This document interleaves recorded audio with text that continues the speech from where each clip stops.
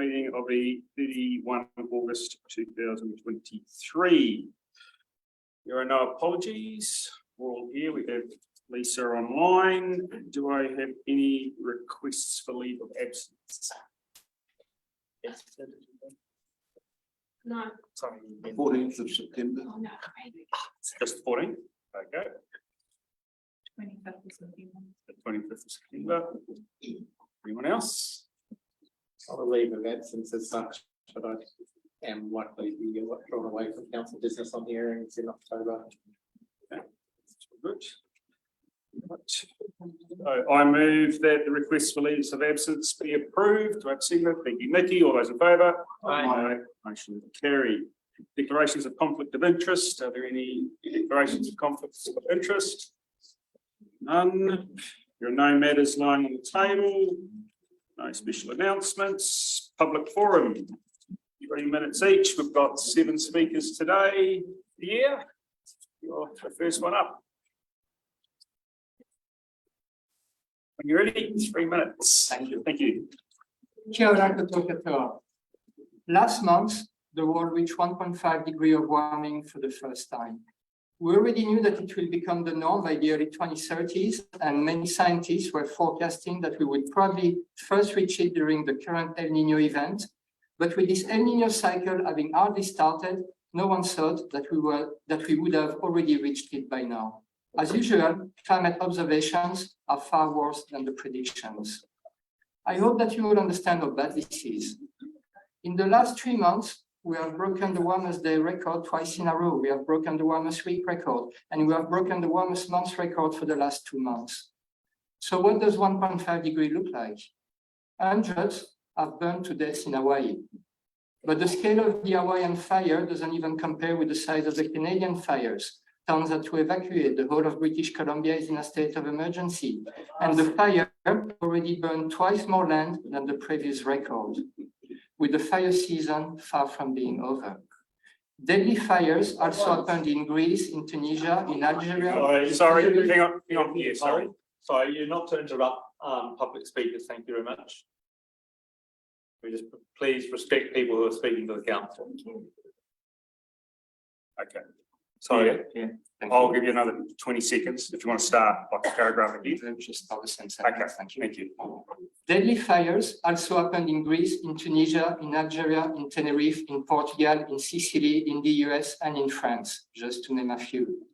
And while these countries burn on one side, some are flooded at the same time on the other side. While Western and Central Canada are burning, Eastern Canada is experiencing record rainfall. The same is happening in the US. In Europe, while the Mediterranean basin is burning, in Norway, Storm Hans is destroying infrastructure, including a partially collapsed dam, and Slovenia experienced its worst floods ever. In Asia, it is even worse. Typhoon Doksuri killed hundreds through the Philippines, Taiwan, Vietnam, and China. 9 people died in a flooded tunnel in South Korea, at least 49 died through floods in India, and dozens more have died through floods in Pakistan. Pakistan that is still reeling from last year's unprecedented floods. And of course, the floods are ongoing here in New Zealand too. It would be really surprising if both Dunedin and Christchurch do not experience severe flooding events in the next few years. But amongst all these disasters, one of the scariest facts is that ocean temperature in Florida reached 38 degrees C. 38 degrees centigrade, that is the temperature of a hot tub. Needless to say that marine life doesn't survive these types of temperatures. We are fast reaching the limits of our civilization's resilience, and still, like zombies, we keep burning fossil fuel day after day as if there were no consequences to our actions. All this destruction that is now in plain sight isn't what we legally call an act of God. All this destruction is the consequence of our cumulative individual actions. We are responsible for all this death and destruction. Consequently, only we can do something about it. A thought worth pondering over while we are watching the world burn and drown. Thank you. Yeah. Thank you. Thank you for you. Before I call up Mary, if we could just respect each other's views and in public forum, we maintain silence while we listen to the public forum. I think that's a we show some civil behaviour between each other, be greatly appreciated. Thank you. Mary, 3 minutes. It's all over to you. Right, hi. Fluoride is now proven to be a neurotoxin. No one is arguing that. In the US, one of the top scientific bodies, the National Research Council, has completed a 6-year review of fluoride and concluded that prenatal and early life exposure can reduce IQ.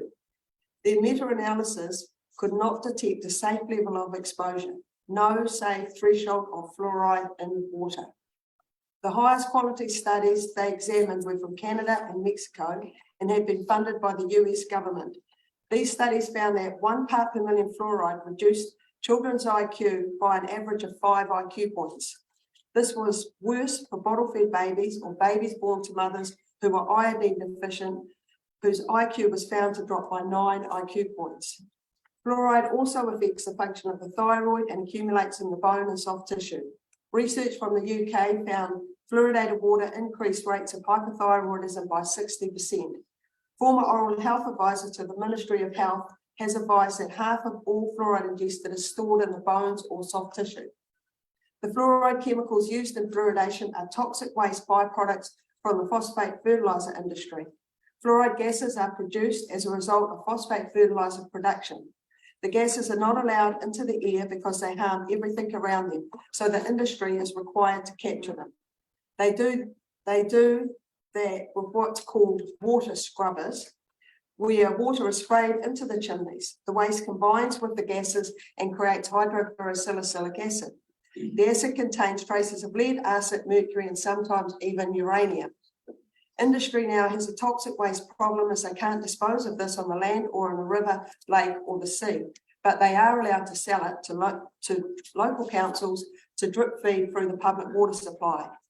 The upshot is the Director General of Health is ordering you, or is saying they're going to order you soon, to put a highly toxic chemical into the drinking water that is now proven to reduce children's IQ, even at the levels that children will be exposed to in Queenstown lakes. They also want you to use the Queenstown Lakes public water supply as a mechanism for disposing of the toxic waste into the bones and soft tissues of the people and into the beautiful lakes of this district.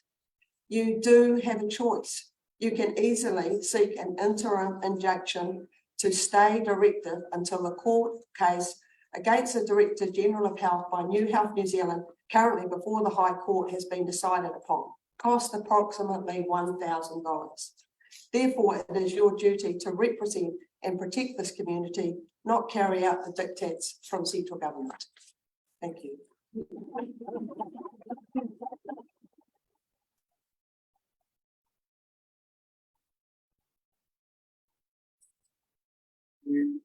Thank you, Mary. We'll call Any Dr. questions? No, it's just 3 minutes. Okay, questions? Thanks very much.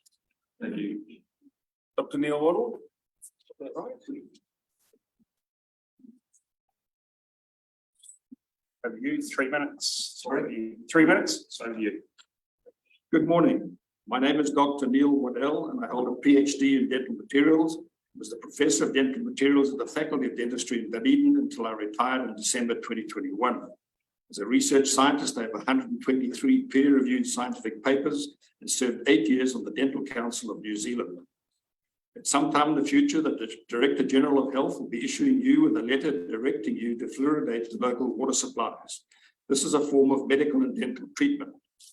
Coming out of the Nuremberg Code from the Nuremberg trials and enshrined in our New Zealand Bill of Rights is Section 11, which grants us the fundamental right to informed consent in regard to any medical or dental treatment. Fluoride is a compound of fluorine, which is a highly toxic, highly reactive element that binds to all other elements to form fluorides. When combined with hydrogen and water, H2O, it forms hydrofluoric acid, which is so reactive that it cannot be stored in glass as it melts it, or in metal containers as it corrodes it. It can be only stored in plastic containers. I encourage you all to Google the dangers of hydrofluoric acid to humans. The process to fluoridate New Zealand's water supply is to take concentrated hydrofluorosilicylic acid, a toxic byproduct of the fertilizer industry, and to add it to the water to form a very dilute hydrofluorosilicylic acid. When you drink this dilute hydrofluorosalicylic acid and it reacts with the hydrochloric acid in your stomach, it produces a dilute hydrofluoric acid, this nasty acid. This is toxic to the essential bacteria of your gastrointestinal tract. The fluorine elements bind to the essential mineral elements of your body, such as calcium and magnesium, to form insoluble salts. In the case of calcium, it denies this element from being available to be regulated by the thyroid gland. Likewise, magnesium, which is involved in more than 300 enzyme systems, plus the synthesis of DNA and RNA. The most vulnerable are babies in the womb and young growing children where there is rapid cell division. The latest international studies have shown a 5 IQ point drop in children born to mothers in fluoridated regions and a 9 IQ point drop to children fed with bottled milk formula made up from fluoridated water. The older generation suffer from brittle teeth and brittle bones, and a letter to the New Zealand Medical Journal in 2018 stated that long-term accumulative exposure to fluoride, even at low levels, carries the risk of subclinical stage 1 musculoskeletal fibrosis presenting as joint pain and arthritis. I appeal to all counsellors to thoroughly educate yourselves about the harm that fluoride will do to the population, especially the young and vulnerable, before they make any decisions. Just because something is legal does not make it moral to do it. Remember Nuremberg. And finally, our Father in heaven tells us that through the Bible that we will all appear before the judgment seat of Christ, so that each one may be paid back according to what he has done while in the body, whether good or evil. That's 2 Corinthians 5:10. Thank you very much for hearing me.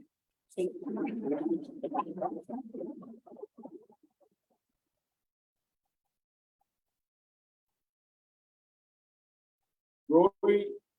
There we go. Good afternoon. Thanks for the opportunity to speak today. My name is Roy Schonfler. I've been coming to Arrowtown and the region since 1977 and bought in Arrowtown 6 years ago. As we all know, the drinking water here is absolutely beautiful.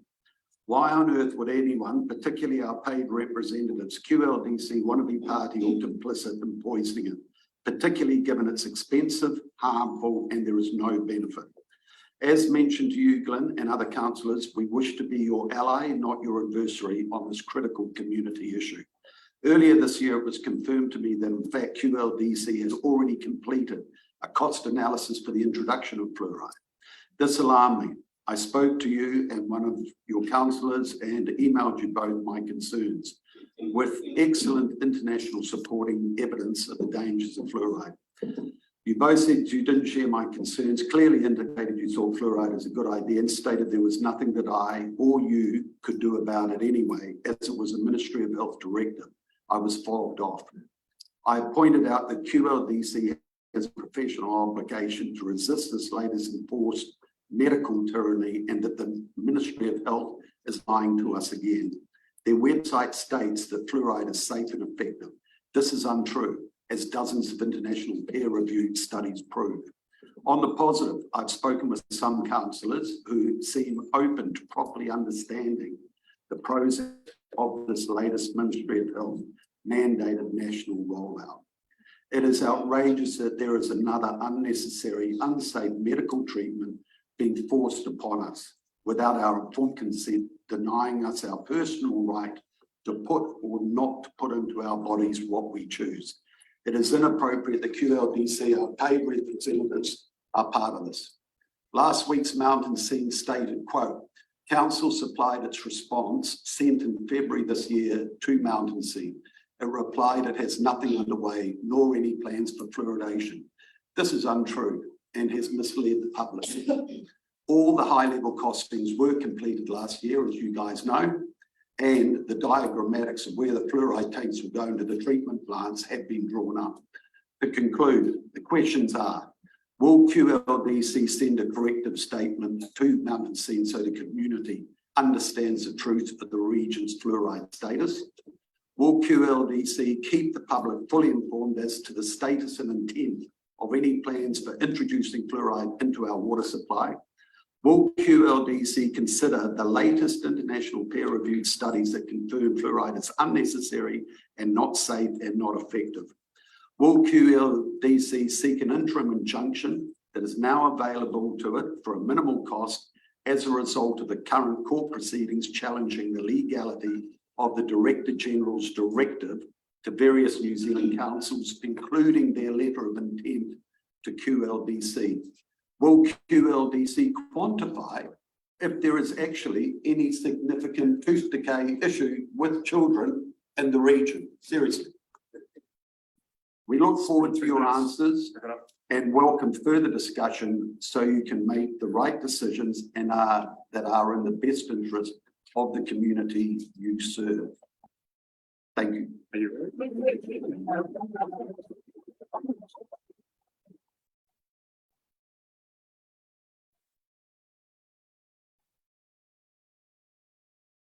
Brian?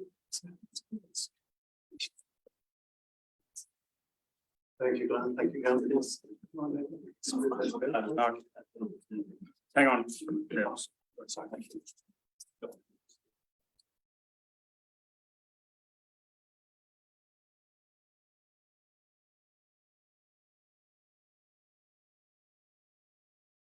When you're ready, Brian, sorry.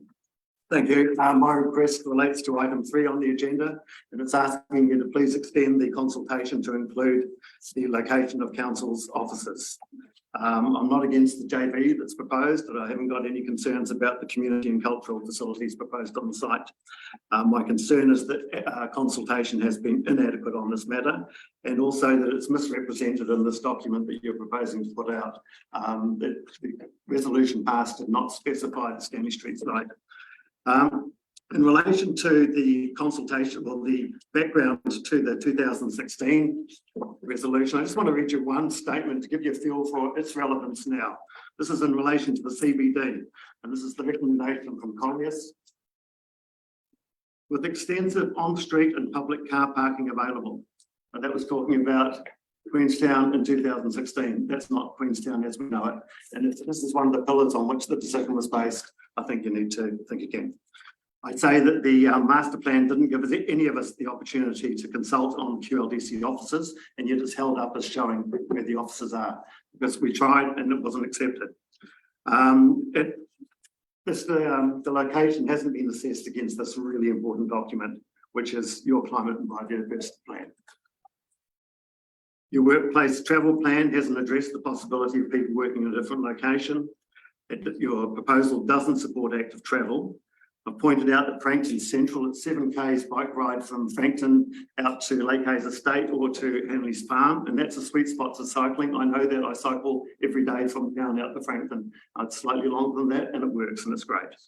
I asked the question, why would you encourage over 600 unnecessarily daily people movements on Frankton Road and associated parking issues in the town centre when there's a better option?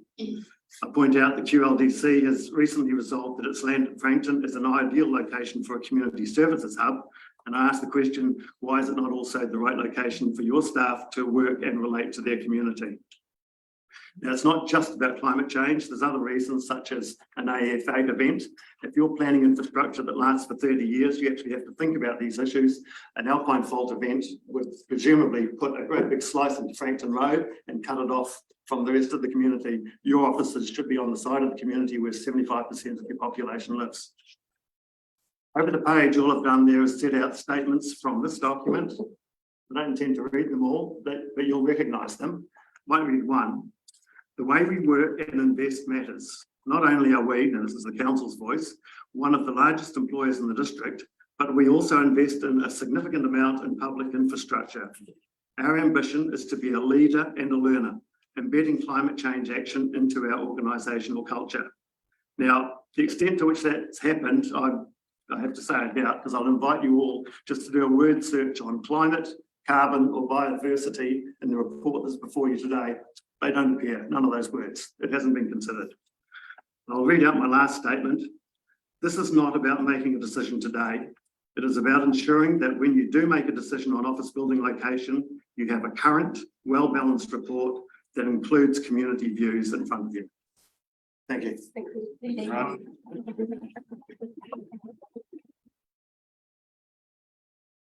Amanda? Hello everybody, Amanda from Lightfoot, nice to see you all again.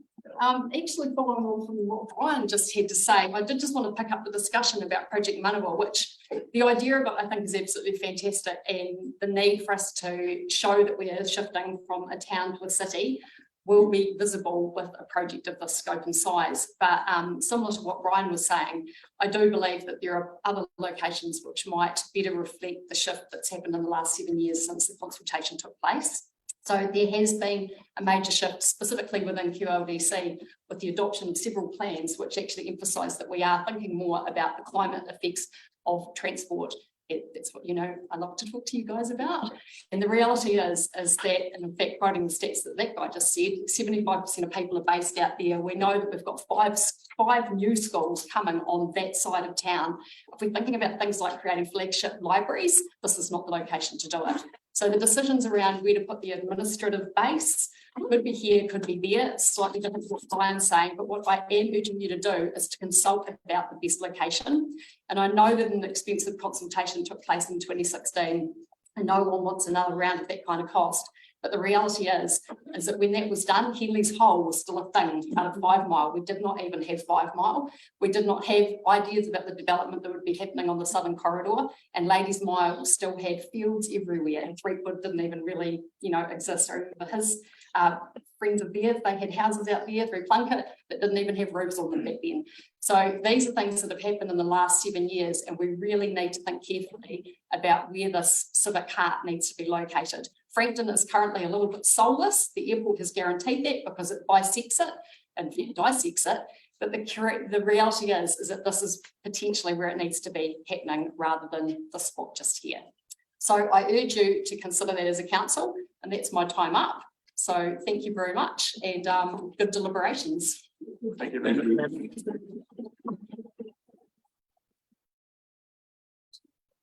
John.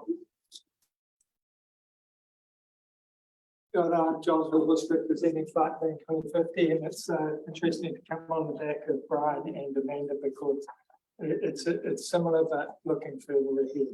This week's announcement by Christchurch International Airport makes ever more credible the opportunity before this council. You have a choice. It's a choice between 2 airports.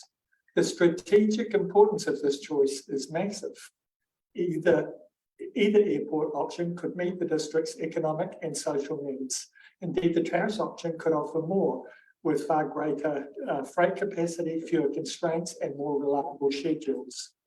But the outcomes from each are dramatically different. On the one hand, our future could have central urban concentration, a wonderful live-work city on Franklin Flats. By growing this urban density, we could gain a park-like campus with the substance and character that attracts skilled people to a thriving, highly paid knowledge ecosystem. Urban density is essential to drive such economic diversification. The central urban density would consolidate the Wakatipu transport and utility networks, your responsibility. With a single developer owned by council, it's a unique opportunity to get massive returns for ratepayers and resolve future housing affordability through different home ownership and lease options on land while retaining the overall ownership, while creating the world's best alpine city. Urban concentration and economic diversification are our best climate change mitigation strategies.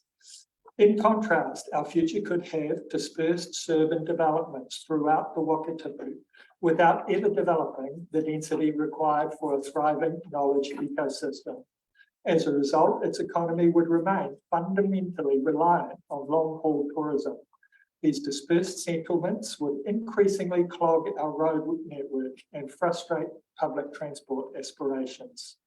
The flight-dependent economy and car-dependent transport network would entrench the worst of climate change concerns. We're at a crossroads with 2 starkly different possible futures before us. Which road we take with this fundamental airport infrastructure is mostly in your hands. It is surely our most important strategic decision for our district in this century. Yet, to date, your council has not even engaged with the question. Instead of studying the best use of the 153 hectares on Franklin Flats, that council owns through QAC. Council has so far blindly doubled down on growing Queenstown Airport. You will soon be asked to endorse $350 million debt funded on refurbishments without considering these options. I say blindly because council has produced no work to inform you of the alternative benefits of an integrated city on Frankton Flats. There's been no formal discussion, no workshops, no consultation, no analysis, no cost benefit, and no reports. As our elected councillors and community leaders, we ask that you lead our community through a thorough investigation of the options before making a considered decision. Thank you. John.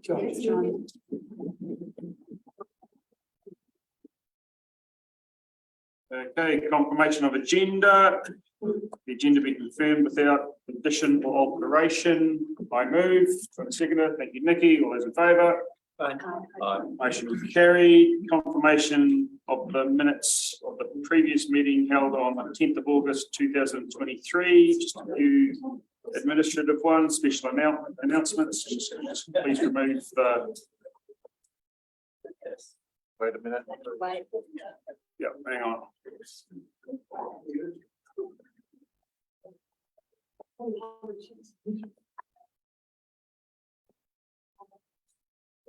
Right, so where it says the mayor acknowledged the recent death of Dave Black, we'll just leave it at that. Also on the public forum, number 3, we'll change Sherilyn Mayhew to Sherilyn Volkew, as well as her last name through text there. Is there another one? One of the staff, Erin's surname was spelled incorrectly somewhere, but I'm not sure. Oh, and the minutes on item 3, where it says class 4 gambling and TAB venue policy, it's actually the proposed activities in public places bylaw of 2003. So I move that the minutes of the public part of the ordinary meeting of Queenstown Lakes District Council held on the 10th of August 2023 as amended be confirmed in the true and correct record. Do I have a seconder? Thank you, Nikki. Those in favour? Motion carried. Setting of rates 2023-2024. Item 1, page 23 of your council papers. Welcome, Stu. Good afternoon, councillors. How are you? Stu.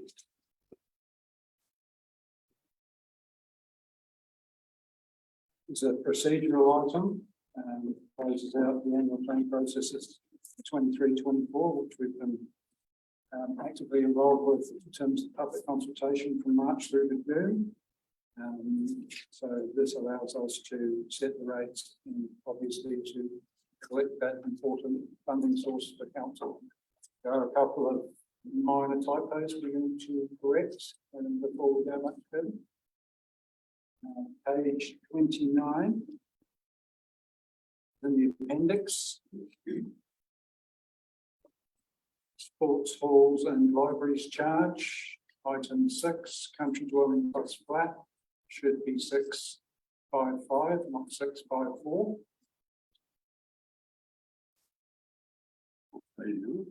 29. That's 29. And the second one is page 37.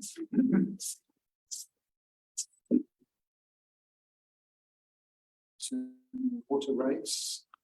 The water rate for Awea, country dwelling plus flat, item number 9, should read 122, not 121. A very minor, but rates you have to get right. Thanks, John. That's on 36 with the board. That was on page 37. Water rates, item 5. Item 9, country dwelling plus flat 122. Happy to take the report as read and answer any queries or questions. Questions, councillors? Just really not a question, like just what is a question? No, I know we don't, the rates have got to be set now, Is there any message that we could, or any, what's the response you would say that we're already reviewing the annual plans? Because of various reasons rather than later in the year when we normally don't. There's, you know, I mean, obviously it's too late to impact rates now. But, is there any comment, any advice on how we handle that sort of a question? Any budget adjustments that we undertake are generally of a CapEx nature. So CapEx doesn't directly fund, rates don't directly fund CapEx. They're more of an indirect result of borrowing and the interest costs. So I wouldn't expect there to be any material change. Okay. And that is also offset from if we undertake a deferral of a work, it's usually because we've got large carry forwards from the previous year that are coming in. So it does balance out. Okay, thank you. Further questions? For you, can I move it? Happy to move it. Thank you, Quentin, do I have a seconder? Thank you, Nikki. So, all those in favour? Aye, all those against? Motion carried. Thank you, Stu. Item 2, budget carry forwards, page 43 of the council papers. Handle that. Good. Over to you. Jeremy. So this again is a procedural item. It's an item that effectively transfers unspent budget from 22-23 into 23-24. And it is something that we have done on a regular basis previously, but it is required to tidy up the budget for officers in order for expenditure to be correctly authorised. The second point I'd like to make is that there is a slight typo in the recommendation on page 44. You'll see in recommendation number 3, it relates to attachment B. Well, the recommendation in item 2 needs to refer to attachment A. So if you just put in brackets attachment A, that will make sometime in the future when someone's trying to figure out what we've done, it's quite clear. Questions? Nikki? Just one, I guess, for the benefit of the community, we're working on our draft long-term plan at the moment. And I guess some of the projects that have been brought forward, we're not sure where they're going. And there's work in preparation. Now I'm aware that you've signalled in the report, which is great, that there's going to be a reforecast by November, and that those things will be reconsidered alongside what we're doing with the draft annual plan. But I was just wondering if there's any way to sort of lock it in that things won't be progressed necessarily in the meantime until we understand how that sits with the baseline work, and unless it's committed via a purchase order or a development agreement, can we expect staff to not spend things that sit outside that baseline until we've done that report? The messaging informally has gone through the organisation that we're in this process, so everybody that is controlling those capital budgets is aware of the process that we're currently under. So, and I'm confident that we won't be in a position where we're taking expenditure where we ought not. Okay, it's just a little bit of a risk, but for councillors, and we put some sort of directive in there, and I was wondering whether we couldn't do that. It's obviously complicated because there are things with purchase orders and commitments, and I don't know how you would word that. Because obviously that money could be spent if we agree it. Yep. So would that be overly difficult for the organisation to put something in there that said direct staff to pause expenditure on sort of non-baseline, which isn't actually an official thing? Projects related. I think that's the problem. Yeah. Well, I think that's part of the problem here. The baseline is still a dynamic piece of documentation. Council is yet to agree what that ultimately looks like. I think the key thing is that staff, as Mr. Said, are aware of that, and you know, obviously that discipline is there. But I'd be loath to try and do that by way of a resolution for a body of projects. At this stage, we haven't defined, and council hasn't signed off. I'm happy to send an internal That would be email great. out after this message saying we've approved the carry forward, but we expect uncommitted work to not commence until. That would be really helpful. Thank you. Any further questions, councillors? Okay, the recommendation is before you. Do we have a mover? Thank you, Barry. Seconder. Thank you, Esther. All those in favour? Aye. All those against? Motion carried. Thank you. Item 3. Statement of proposal for Project Manawa. Page 58 of your papers.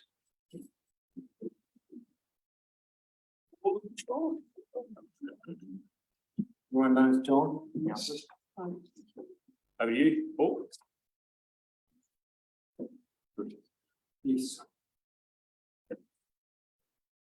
Look, before you is a statement of proposal which describes proposed options, along with advantages and disadvantages of each. The options, if implemented, would enable opportunities for how the site may be developed. And importantly, the statement of proposal invites formal submissions from the community for their views and preferences to guide future decision making on the project. Through the chair, the report can be taken as read, and we are happy to see questions. Questions, councillors? Esther.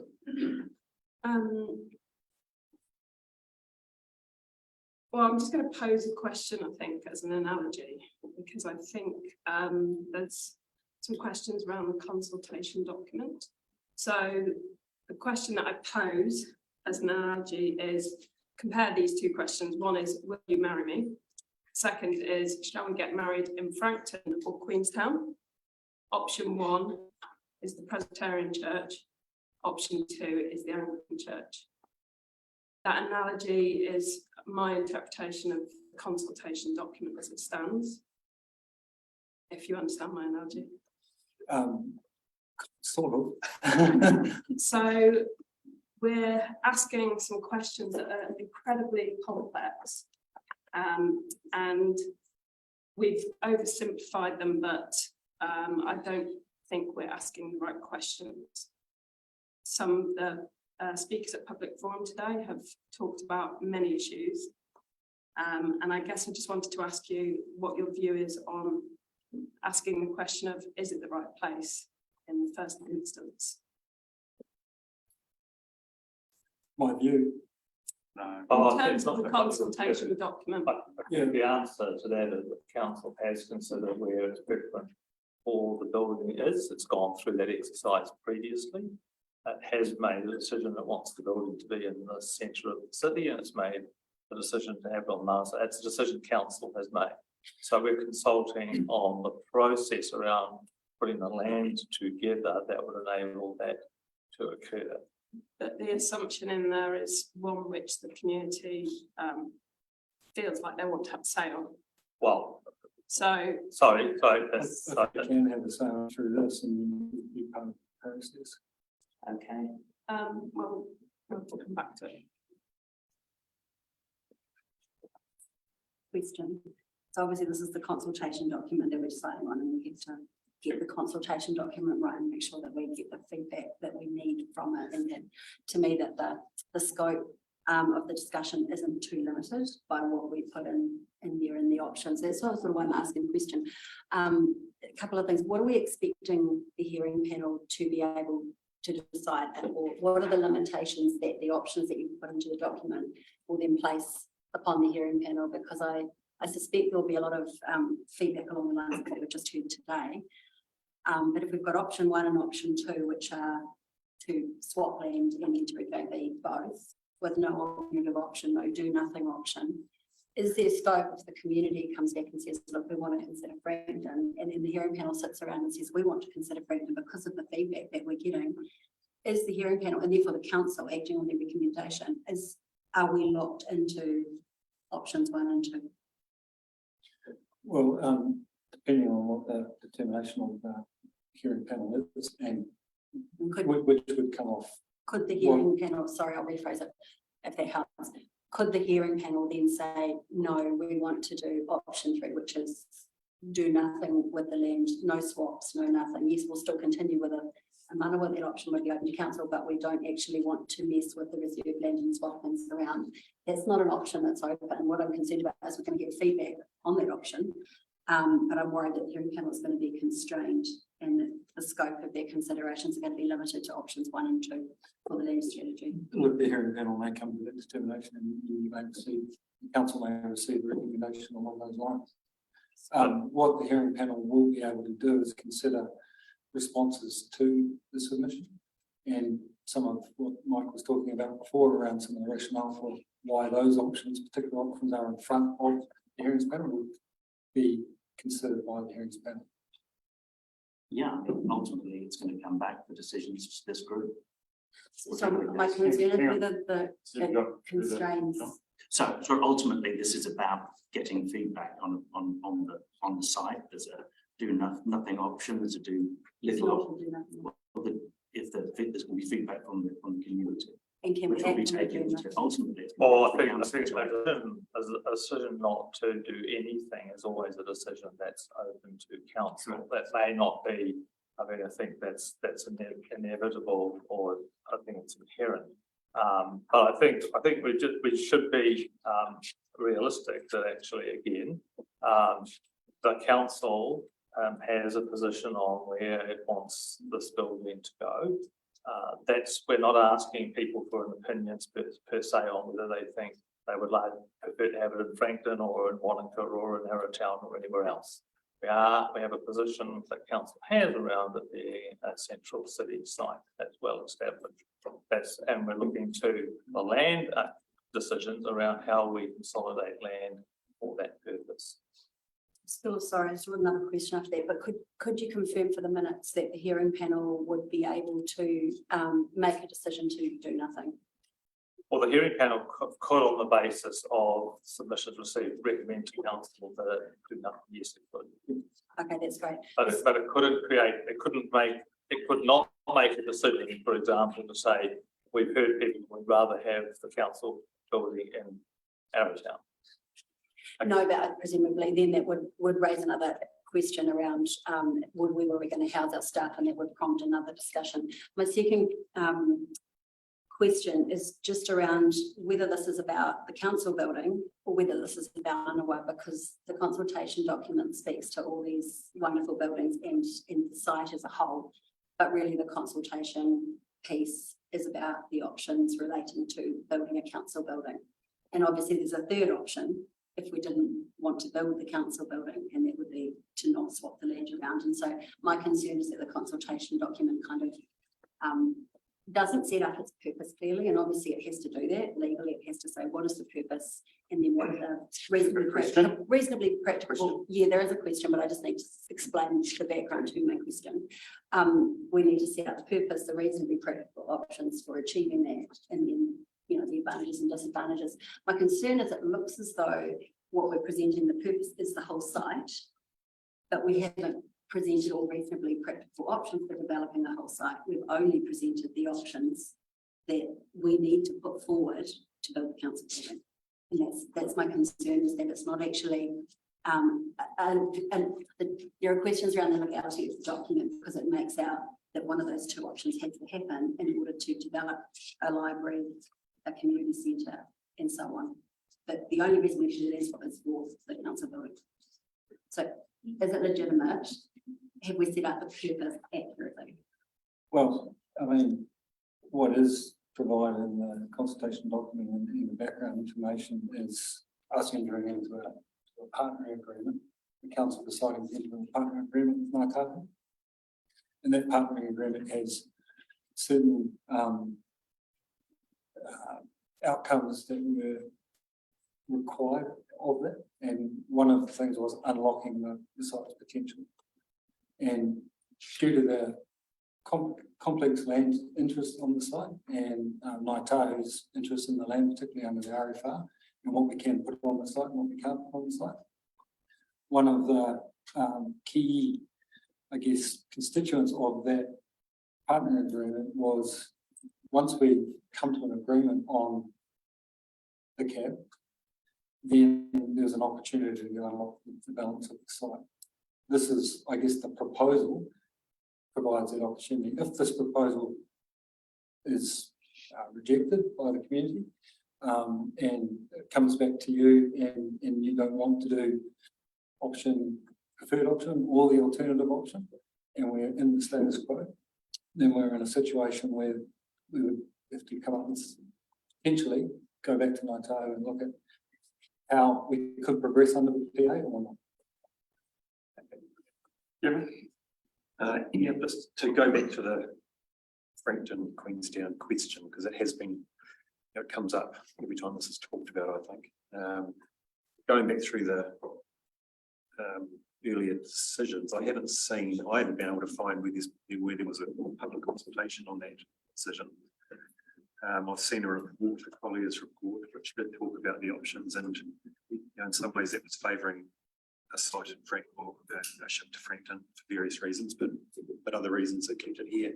But I just think that I'm anticipating that there will be a number of comments that relate to that, and that this document should ask the question specifically. It's the chance to do that.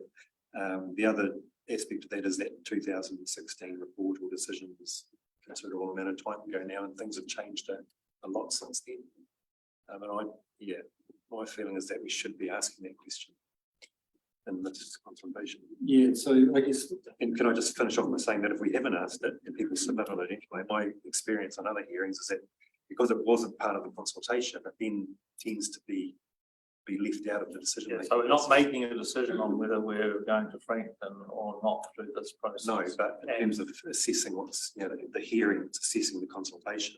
Yep, yes, that's right. The hearing will assess the consultation that's undertaken. Yeah, council has established a position, and it's established that formally that it prefers a site in the town centre. Basically, without any public consultation. Yeah, that's correct. In 2018, under the long-term plan, it was consultation. I think Councillor Gladding actually sent us all that consultation and submission documents. She even highlighted the Frankton Community Association, of which I was the author of. So it was submitted in 2018. So that was consulted on, because I can remember it as it was yesterday.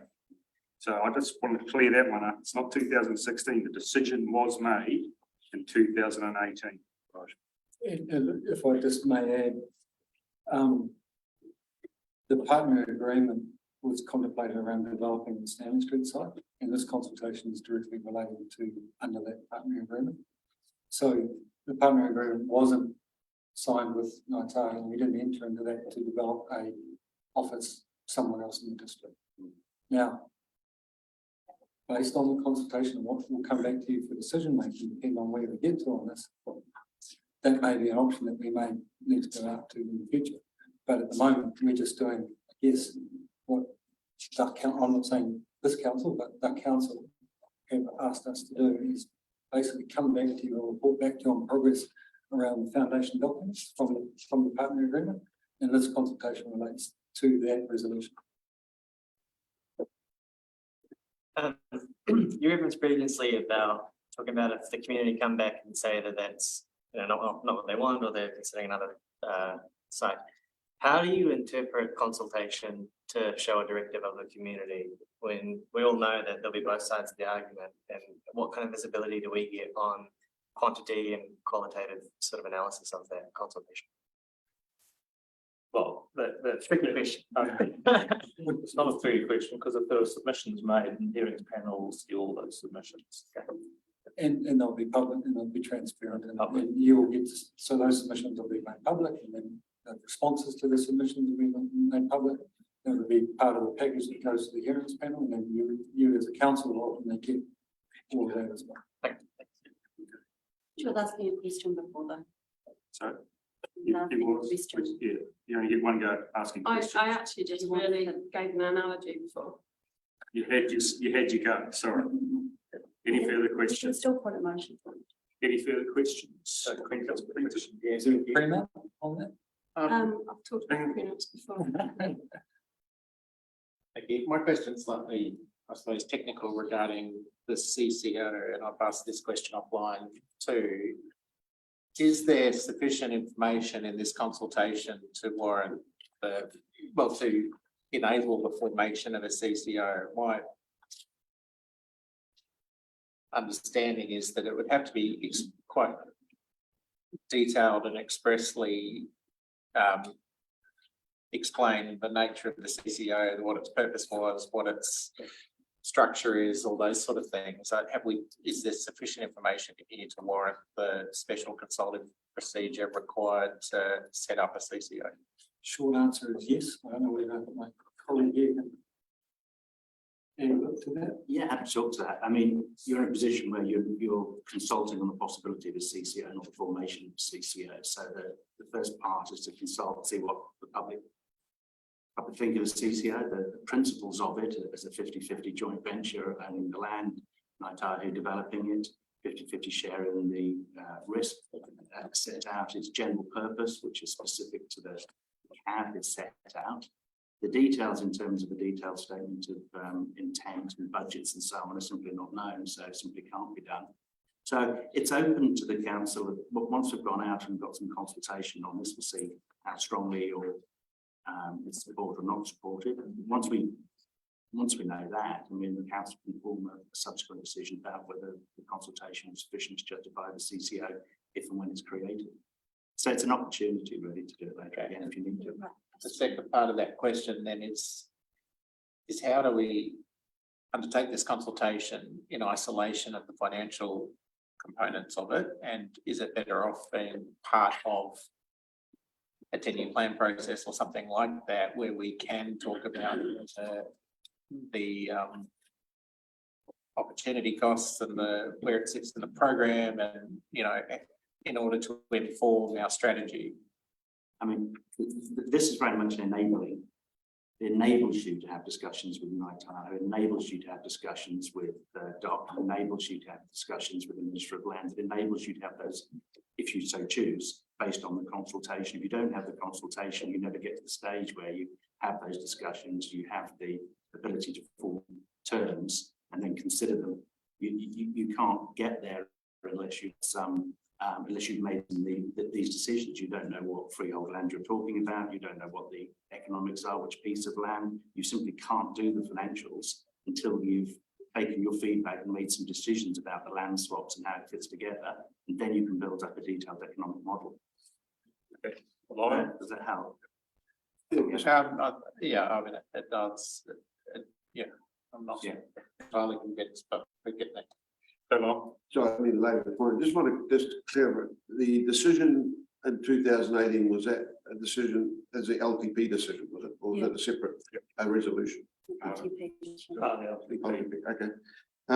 Other thing was a question whether any consideration was done, noting our whole climate of cost of living and impact on LTP program, whether the timing of doing this consultation is right now, or should we be moving it right a couple of months, 6 months? I'm not sure.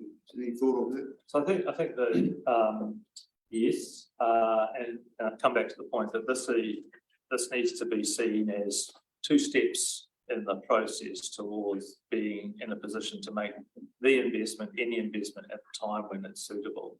So to me, these are parts of preparatory steps to enable us to be in a position to actually execute plans when we have funding and agreements in place. So, these could sit here, they could roll into a program in the short term, they could actually end up being a number of years away before we actually action those. But I think we should recognise that, both these steps, particularly the steps around rationalising the reserve land into a constant whole, will take some time to execute. It will take some time to do if that's what council chooses to do. So I see these very much as actually making us race ready for the next steps, as opposed to committing us to anything at the moment.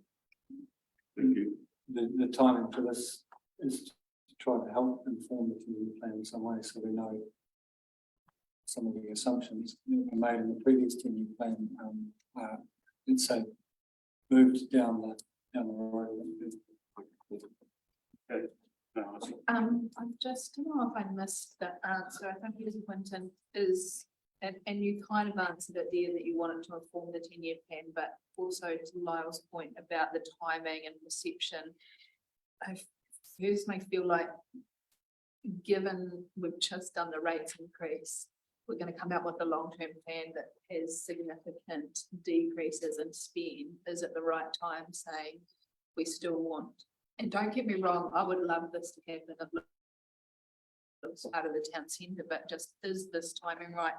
Can we make the consultation part of the long-term plan? Well, you could, yes, absolutely, you could do that. I mean, in some respects, this is preferable. It's quite a distinct topic. It's probably will actually mean it's actually more focused on through this individual, I suppose. Yeah. I think we have to remember the 10-year plan is casting a program for 10 years. Yeah. So we're not, in fact, even under the current plan, the commitments and the funding that's already there for the CAB and part funding for the Performing Arts Centre are some years in the future. So I think we have to, council being invited to take a long-term view rather than trying to react to every particular circumstance in the moment. By saying actually we have come to a point where we have a model around land, the land, the way we might structure the land. We're about to get one of the sites back being provided to council. We do want to set up the CCO model, or we have an intention to see that as the best way to do it. So again, come back to the building block approach. These are the building blocks that enable us to take the next set of strategic decisions. Yeah, any further questions, councillors? I do. As you want to go. So I'd like to put a motion, given that we're at the end of questions and Esther's not able to ask another one. I'd like to put the motion, and look, I'm reluctant to do this because leaving things lying on the table is never a popular option, but for me at this point, it's all about the consultation document and whether we are consulting in a way that people are going to go look back and go, they did that openly, they did that transparently, I understood the options and I was able to say what I wanted, and what I wanted to say was considered or able to be considered. So it's about getting that consultation document right, and so this is what I'm doing because I don't think it is. The motion would be that council agree to leave the item lying on the table and direct staff to amend the consultation document to include a do nothing status quo option with respect to the land strategy consultation. And then direct staff to workshop that consultation document with the option 3 with councillors before bringing back to a full council meeting. I think the issue for me, if I can speak to that, is that what we've got in front of us is a lovely document that sets out an amazing town centre proposal, I guess, with a performing arts centre and a library and public space. And hang on, so you've moved. Oh, you're right, I need a second. Moved. Sorry. Do I have a seconder? I'll second that. Thanks, Okay. Or Matt, if you want to. Yeah, I'll second. Right, So we open have this. discussion. Thank There you, thank you. Apologies for that. So we have this fantastic document, and it's full of pictures, and it looks at the whole site and sets out this vision. And yet the options that we have on the table are there specifically to enable the council building. And in fact, that performing arts centre and the library and the public space can happen without swapping the land around, right? And so, and we have already talked about the hearing panel being able to make a do nothing decision that we don't want to do it. And therefore I think that option needs to be on the table for the community. You know, the chief executives or our contractors have said that, you know, this is an enabling decision, and it is, but it's actually the last chance for the community to have its say. And I think that's the important bit, so we get the consultation absolutely right. And I don't think it is absolutely right at this point. I actually think it's a little misleading because they're not asked to comment on a do nothing option. They don't know that there's a do nothing option. They don't know that they can have a library and a performing arts centre without doing that land swap. And I think that's a fault of the consultation document at this point, and it wouldn't take too much to fix it. We did ask staff to bring the consultation document to a workshop so that we could make sure none of this stuff sort of was an issue when it came to the table, but that unfortunately didn't happen. So that's what I'd like to put. I don't think, just as the last point, I don't think we should be fearing what the public has to say. Sometimes I think we consult in a way that delivers the outcome that we want. And instead, I think we should follow the principles of local government and be really open and really transparent and not be afraid of what comes back at us. We have to be open. And that's why I'm putting this forward. So keen to have discussion on that. I'll just make a comment. So sorry, the do nothing option does not deliver the outcomes that you said. You cannot make that assertion that simply doing nothing will enable the delivering all the things we've said without a land exchange. It doesn't preclude it. Doesn't preclude, but that's not what you said. You said actually the do nothing option will achieve these outcomes. I want to be really clear that doesn't go as far as that. No, I agree. And Sorry, but can I Sorry, just finish? It's not a discussion.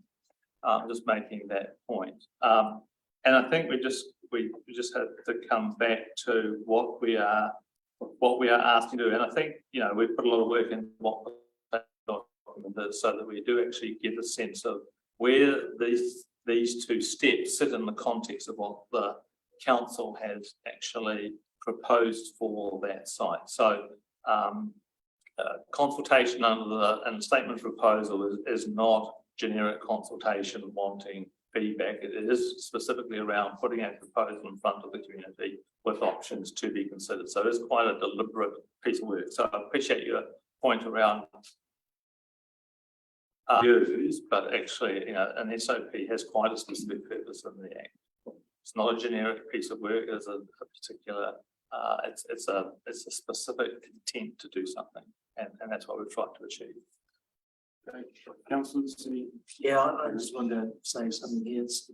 I think what we're seeing at the table at the moment is this discomfort with councillors around the fact that we have this inkling that our community isn't feeling this at all.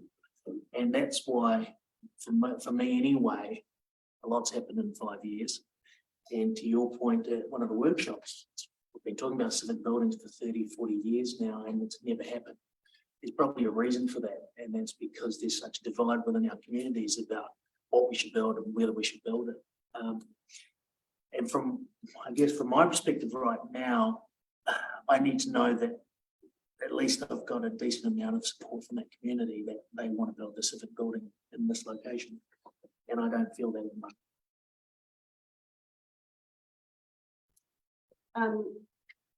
Yeah, I agree with everything that you just said. Also, I think the consultation document, as it stands, the land strategy exchange with Robertson Street, if it looks like this consultation draft that we've got, doesn't go into detail that the land lost at Frankton has the potential to be used for elderly housing or other things that have been put forward. And I realise that people can consult on that, but I think that the complexity of the options and steps that we've got in this consultation document just muddies the water for people understanding the complexity of everything. So what do people lose if they lose freehold land in Frankton? And I think our community need to be aware of that. So they gain reserve, but I'm not sure that this consultation document explains that. So for me, you know, it's just really complex ask, and it's oversimplified. And I think that it's not intentionally disingenuous, but it almost ends up being disingenuous because by the way that we've asked questions, it means that people can't understand the full scope of what they're potentially, you know, committing to or submitting on. So I think we have to outline very clearly what the pros and cons are for loss of reserve land in the heart of town versus the freehold exchange in Frankton, so people can understand that. So I don't know if we've already got a motion put forward, but I don't know what other councillors' views of that are. Yeah, I just wanted to tell you, I thought we had discussed that, whether it's clear enough in the document. It's a value exchange of land, the value of freehold land in the centre of Queenstown and Frankton, a lot higher, enables us to do stuff with. I have been involved with the last 12 years. I've been on council. We've been playing around with this site for a long time. You know, we can play around with the consultation document as much as we like, and we're still going to get people out there that are going to be confused or misled or whatever. I don't know, but I think at this stage, I did have raised concerns about possibly the timing of us seem to be progressing something. All we're trying to do here is enable some better use of this land. I think there's a huge discussion with the community on what will actually go on. Okay, there is in the consultation document about the CAB. We are going to hear a lot of submissions on the issue of where it goes, and that's something for the hearing panel to deal with and make a recommendation to council. But I just don't know how much more we can do on this to make it that much better, to get that better outcome. Other than if, you know, I personally would, if they hadn't had that 2018 LTP decision, I'd like to put in here that we, you know, or we'll hear from the public anyway, consult on where they want the council building. I'm not sold on where it should be. I wasn't involved in 2018. So yeah, I'm just thinking we're going to, if we don't start enabling something soon, we're going to be the council in 12 years time, or 15 or 16 years time, we're going to be looking at the same issue. And I think we need to, our community most really deserves us to sort of put a stake in the ground and maybe do something with this bit of land and talk to them and get their feedback.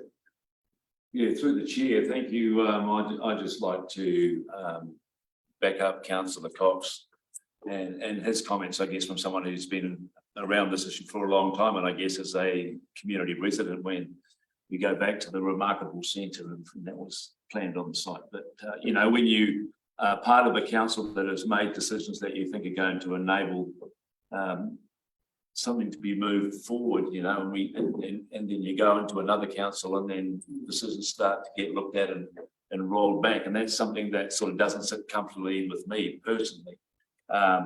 You know, with this project and the magnitude of it and its importance to our community, I retain an open mind as to where it ultimately ends up. But and being part of something that's set in motion and try to continue on some of the work that was done by previous councils, you know, I'm like Councillor Cox, is that we've got to get this going better than what it has been, and I'm just reluctant to not support this at the moment. But, yeah, I'm mindful, Lisa, you're online. I don't see. You got anything to say? If you don't have anything to say, I'll move on. Thank you, through the chair. I will make a comment on this because I think sharing the sentiment of everyone around the table in our community, it is a very significant topic for all of us.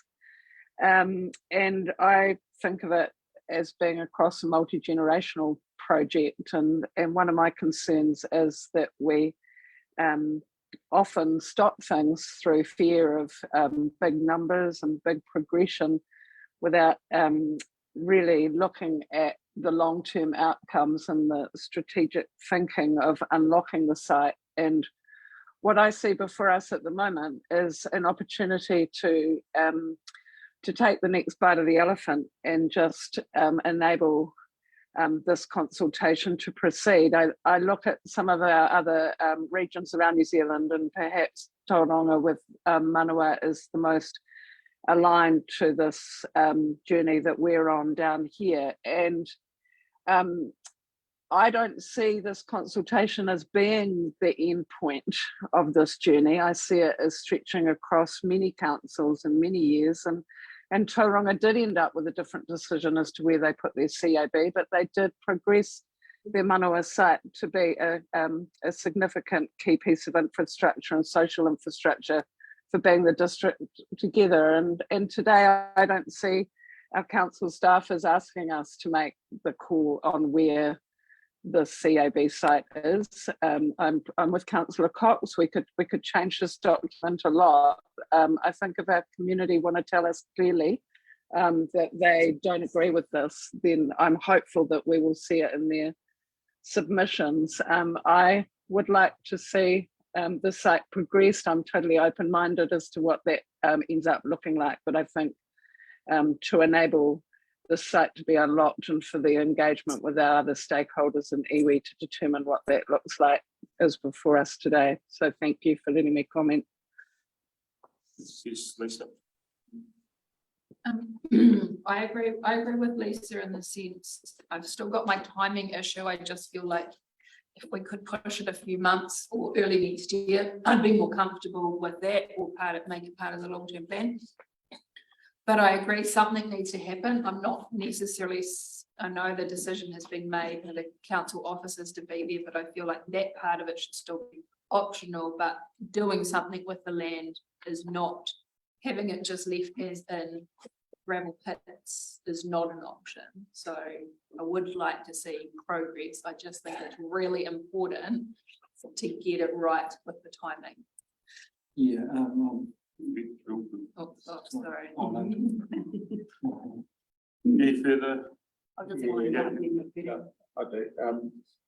Look, I'm finding this quite tough, to be fair, and probably in coming to a conclusion, I can't quite work out why. I suppose, like many people around the table, I'm not opposed to the concept. I'm not opposed to,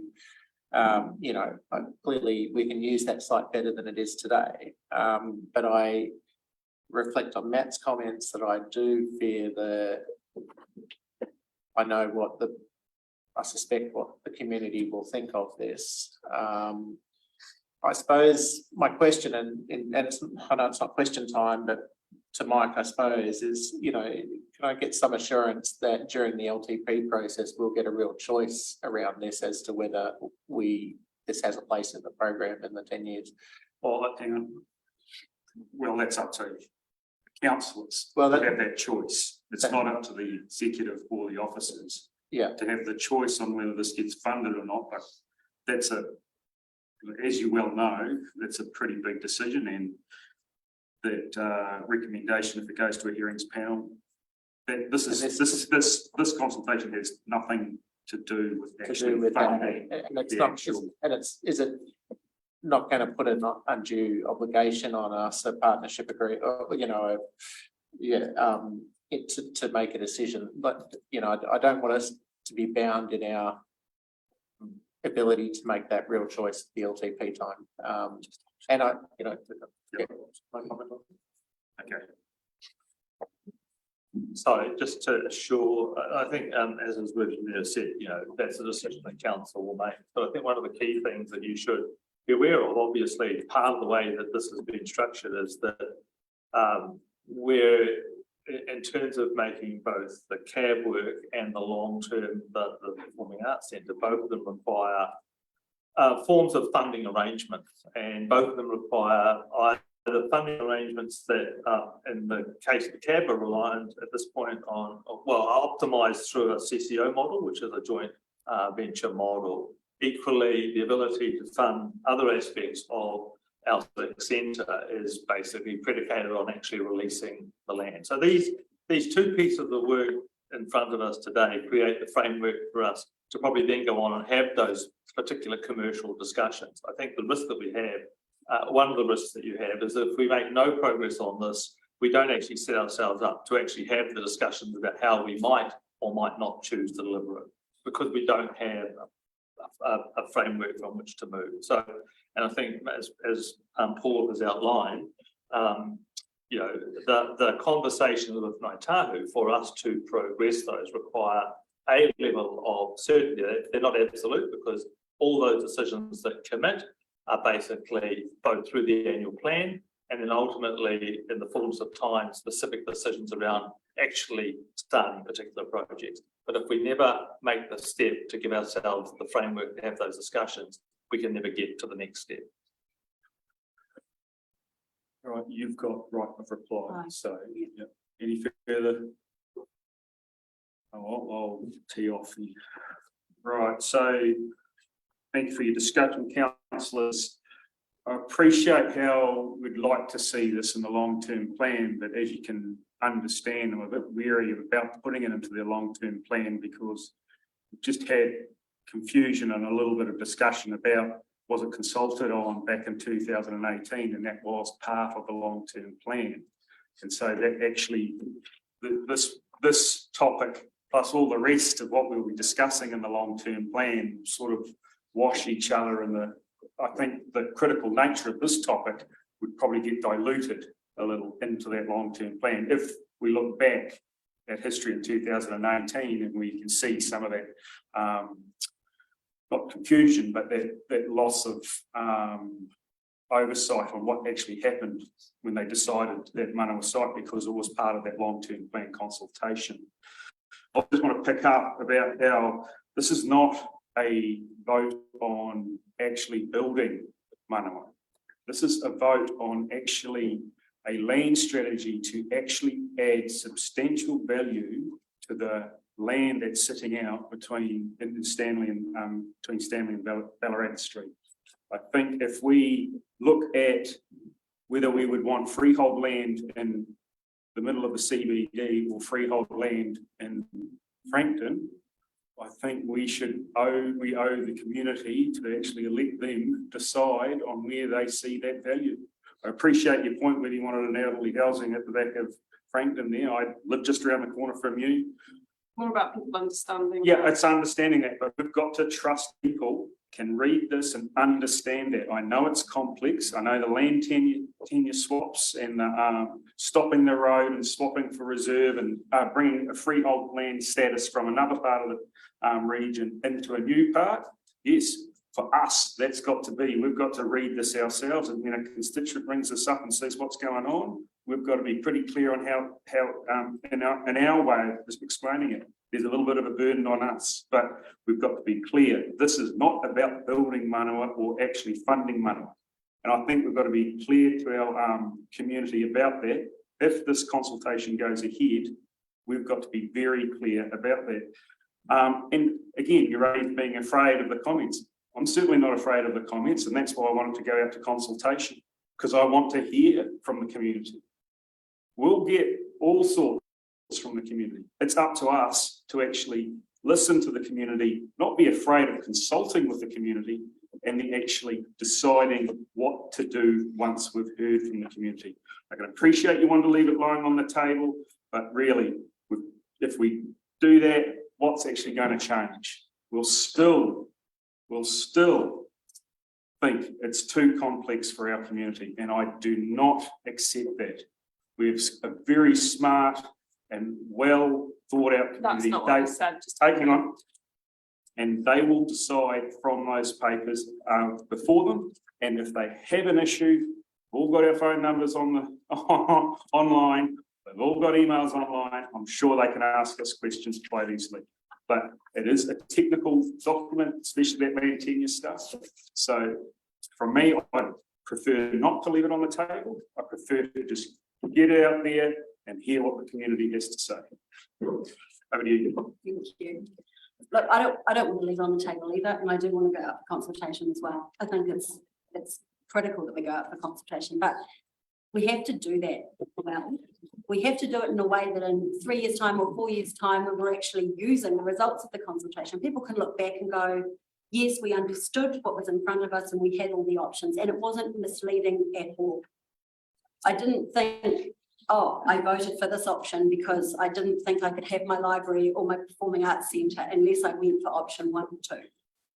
It's really, really important. And look, I'm not talking about stopping it. I'm not talking about being anti-Manawa. I mean, at the end of the day, I'm talking about giving it a couple of months, maybe even a month, to get this consultation document right so that the community trusts us, so that they can give us informed feedback, so that the hearing panel knows that what they're getting back from the community is comments that have well understood the proposal in front of them. And I don't think that's what we've got at the moment, because the 2 options that are in front of us are options that are there to develop the council building. We can do other things with that land without them. Yes, there's advantages and disadvantages, and I totally accept that if we put an option 3 status quo on the table, it is going to say one of the disadvantages is that we don't get the money because we're not creating freehold land and we don't have the potential to sell it.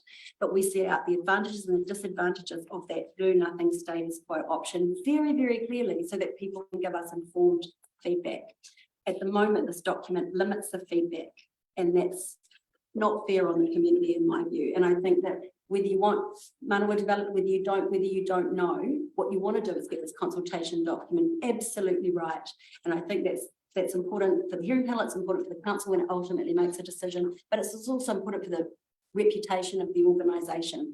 We are at that point where we're not necessarily well trusted when it comes to the way we consult. I think we have to be completely open, and we have to give that third option, that option of we're not going to swap, and this is what it means if we don't, and set those advantages and disadvantages out clearly. So all I'm asking for is a vote for a better consultation document and better informed communities. Thanks. Thank you, Councillor Whitting. Right. That was the right of reply, so I'll put it to the vote. So I'll just clarify what. Yeah. So the resolution before us is to leave the matter lying on the table and direct staff to amend the statement of proposal to include an option 3 of do nothing. With respect to the land strategy. And 2, direct staff to bring an amendment statement of proposal to a workshop with councillors before the item is uplifted for consideration at a future meeting. Moved by Councillor Gladding, seconded by Councillor Wong. That is before you. All those in favour? All those against?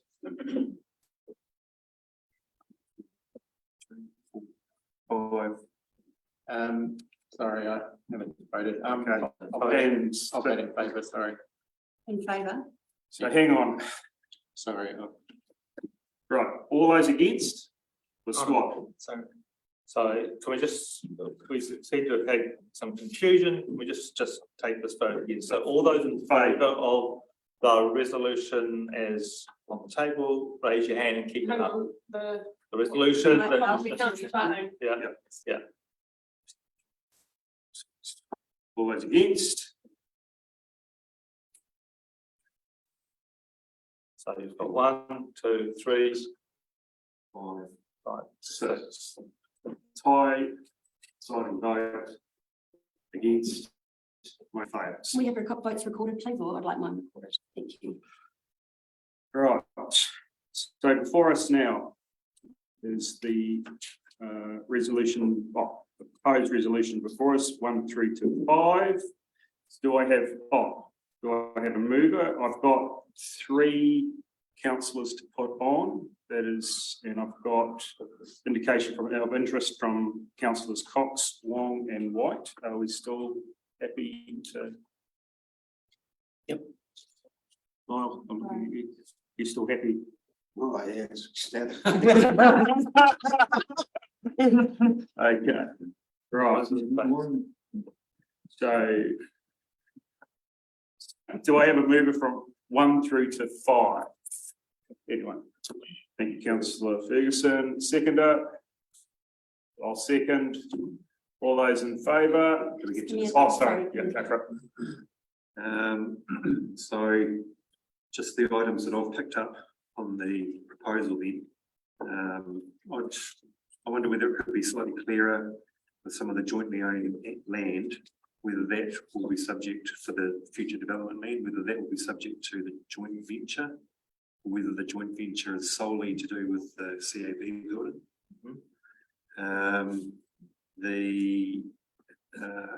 I don't think it is, no, it's the arts and cultural buildings are definitely on QLDC administered land. I think that is clear in the document. The exchange land from Robertson Street, I think it needs to be clearer that that land has potentially been earmarked for other uses, and the Queenstown Lakes.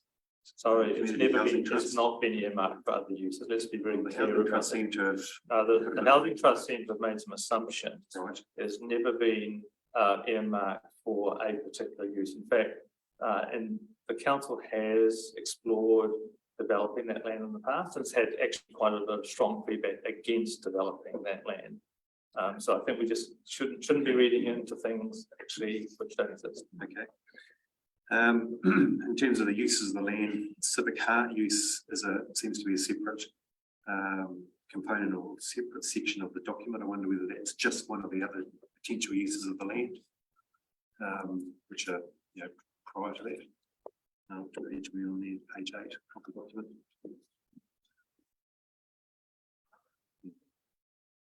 So it sort of sets apart the civic heart section.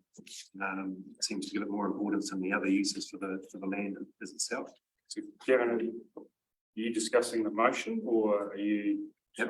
But if we're going ahead with this, Yeah. to clarify, or, you know, these items considered for it.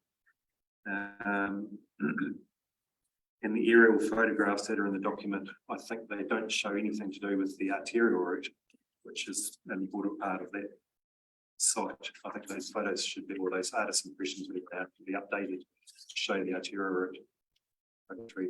This one here. There's about 3 of them, I think.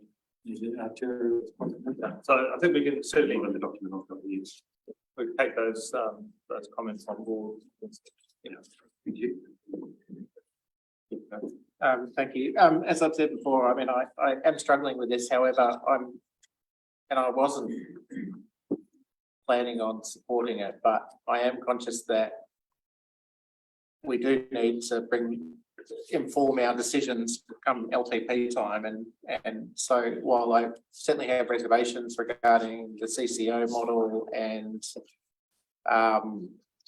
you know, even the renders that were just referred to then, that I'm conscious that, you know, accessibility through the, you know, that they create a picture that's not necessarily complete. I you know, I would rather be informed at the LTP stage than not informed, and yeah, that's probably where I'm currently at. Mine's a little more public perception, but to do with the consultation document. It looks really pretty, but given the state that we're in, can we take out some of the pictures of the really fancy buildings? Because that to me is what this is trying to sell, that this is definitely going to happen, whereas what we've just discussed is this is just land swap and joint venture at the moment, and this to me indicates this is definitely what we're going to do. So is it possible, I'm not talking about the maps, I'm talking about there's maybe 3 pages of the mock-ups. Can we just have 1 page of them rather than 3 pages? Well, yeah, there will be an intention of providing catchment area as well, as part of the consultation piece. So, yeah, we'll definitely give our feedback. Oh, and I was just going to agree completely, because we're going to be really careful that we're not setting a course of travel, which we've already discussed before. And some of those renderings probably do need to be removed from the consultation document, because that's not what we're consulting on. Thanks for clarifying. Yeah, another. Councillor Ferguson's agreeable, can we add another? Yeah. 6, just remove the renderings. I mean, I don't know that we need a resolution. We can certainly go back and reduce the renderings. I don't think that's a challenge. I mean, I think that the key balance to have is, you know, because I think I was just looking at one of the opening statements does say that these are concepts only, but I think if councillors are concerned about that, I think it's important that we do get a sense of this is the overall vision. So we can certainly hone some of that down if where councillors have some concern about that. I think it's important we show something, and just and look, we can certainly have a look going back to Councillor Bartlett, but page 133 of the agenda certainly does have the arterial route shown on that plan. That one does, but all the other ones don't. But they don't. No, okay. Why not? Look, I think we need to be really clear here. What we've got in town is a big block of land, a big block of reserve. We can stop Ballarat Street anyway in the middle to make it one more continuous block of reserve land that we can put all the community buildings that we like on eventually over time as we have the capital available. And we don't need to do everything now. We could wait for future generations to come up with their own needs and do their own things. What we're proposing here is to lose half of the reserve land to gain value to create freehold. And then we honestly don't know what's going to happen to it. We don't know how much money is going to come of that freehold. We don't know whether it's going to be enough, whether it's going to be ring fenced to go into buildings. We're saying it's going to allow us to develop community assets, but what happens if we need that money for a leaky building claim and all of a sudden we've lost half of our reserve land? And what have we got to show for it? We can do almost all of what are shown in those beautiful shiny pictures. We can do almost all of it without doing this land swap. But that's not clear for the community, and that's an issue in my book. So I think the consultation document is misleading. What this is about is a council building. That's the only reason we're doing this land swap. I agree with you. We don't need to do all of it now. And what this proposal does do, it gives more options for the future council when they decide, if they decide to go ahead with Project Manawa. That's the way I see it. And as I said previously, this set of work will give the availability to the community to have their fair say. So, but they don't have a third option. So we had Councillor Ferguson and Councillor Sell. You said. Oh, well, I've done my bit. If you want to write a reply or. Okay. So councillors, you've got the motion put, numbers 1 through to 5. So all those in favour? Can you leave your hands up, please? I'm not sure, Lisa, whether you have your hand up or not. You do, sorry, couldn't see it on the screen. So all those against? 10 to motion carried. Record that, please. Thank you, councillors.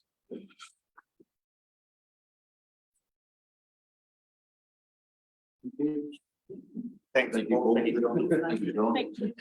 I think just after that discussion, I think we'll just adjourn for a 5-minute break, just clear our heads for a while. Before we tackle roads. So we just get back in about 5 minutes. We need a resolution.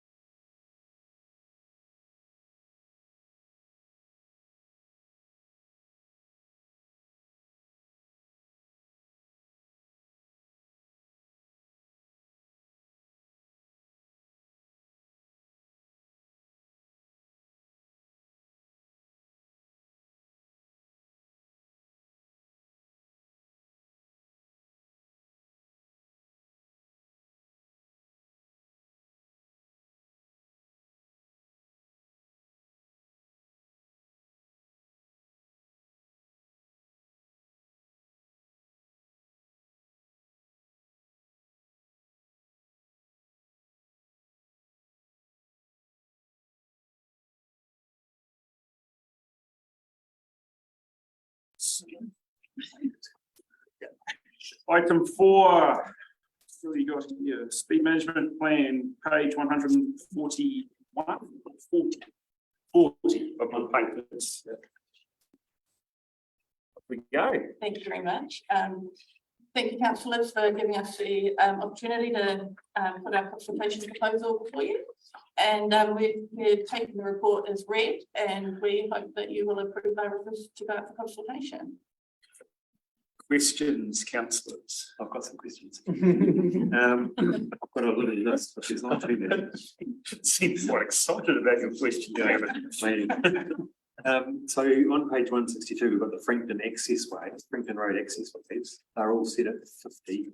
Should they be good or best?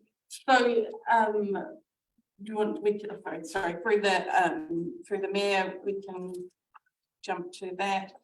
What page was that? 150. 162. 162, was it? Yeah. 162, Frankton. Because I guess these speed limits are what's going up for consultation. So my thoughts are that we should be sure that we've set them at the right limit to start with before we ask the question about whether people are happy with that. So these are the roads that come to the state highway. So sorry, yeah, these are the adjacent. So these actually are a slight legal anomaly in that those roads unfortunately sit within the state highway road reserve corridor. So we have had to make a special application to the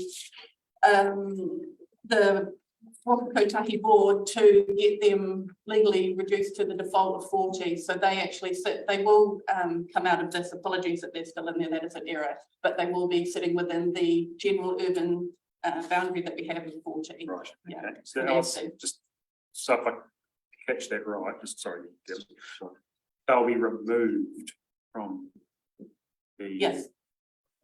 So let's be clear, so you're proposing to remove them from the. Yes, so they will, they won't be in the specific consultation. So the default speed limit for those should have been picked up as being 40 because they sit within an urban boundary. But because within the new national speed limit register, it picks up a GIS polygon of the state highway road reserve that they, because of the width of the highway, they're so close to the state highway, they've been inadvertently included in the state highway 50, which would come up as a 50 if they were state highway. But they will be removed from this consultation list, and we just legally we can't do that until the process has been through the national speed limits register. Okay, thank you. So 163, my question is all the Jacks Point and Hanley's Farm streets. Was there any consideration given for those to be 30 rather than they're shown as 40 at the moment? Yes, so there are a couple, I think, that are picked up for changing in the 27 onwards period of implementation. So we're looking at specific changes in the 3-year implementation period for 24-27. And I think initially we're just trying to tidy up some of the default speed limits, which defaulted to 100 under the old speed limit rule. Okay, and down the very bottom of that page, the road is called N?Kihi Road. What's, you know, what street, what road is it? Yeah. Oh, I suspect that that's a text error, and apologies that it hasn't been picked up. I'm not sure exactly what the actual road, but I can come back to you and confirm that. Right. And then page 167, M Street seems to change from 30 to 20. Could it not just be one or the other the whole way along? Between Memorial Street and Field Street. There's 2 different listings for it, and they've got different speeds on them. Yeah, we can confirm that and look to reconciling that in the consultation document. And then Templeton Way up here, that's shown as 30, but that seems quite fast. That one. And then the mall, the next one underneath that says the mall, is that Ballarat Street Mall? That's got no vehicle. It's pedestrians, yeah, that has been, I think it's just the default speed limit, otherwise would be 40. Okay, right. And then Ayrton Lake Hayes Road, there seems to be an anomaly just around the Seagrass Flat Road intersection. It's gone from 70 up to 80 when the rest of the road has gone down to 60. The 2 ends of it are listed separately. They're both from 70 down to 60. which sounds right, but going from 70 up to 80 at the end. Yeah, so there was a, the model that we originally did, that one got, I'm pretty sure that got removed. Apologies, I'll have to come back to you and confirm that one. But my understanding was we were looking for a consistent speed limit over that one. Right. It may just not have been updated in this particular copy of the document.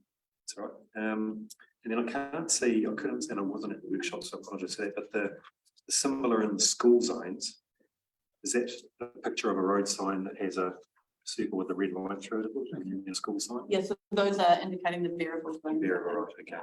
And I noticed also that there were a number of schools that you spoke to during the pre-engagement, but it's about 5 or 6 that, did they just not reply? Yeah. Okay. Yeah, the only other question I had was around those pick up and drop off zones, whether that's, and that shows it's 30 somewhere, but whether that should be 20, but that's all I've got for now. Thanks. Thank you. For now. Yeah, well, there will be an opportunity through the consultation process to provide. Yeah. I guess, well, that's what I'm saying is that if it's going out to consultation, we want to make sure that we're happy with those numbers we put out to people to be required or submitted. That makes sense. Thank you. Thank you. Yeah, look, I mean, I think 95% of it, I think, when people look at where they're referred to, I think it makes sense, you know, that we've already well established that urban areas are 40 and that school zones are going to be 30 and, you know, little laneways can be less, all that stuff I'm fine with.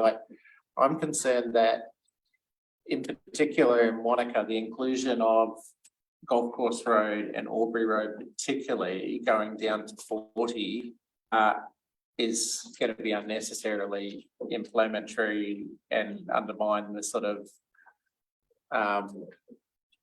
benefits of the consultation. It's going to draw an unnecessary target on the whole program and detract from what we're, you know, the benefits of it.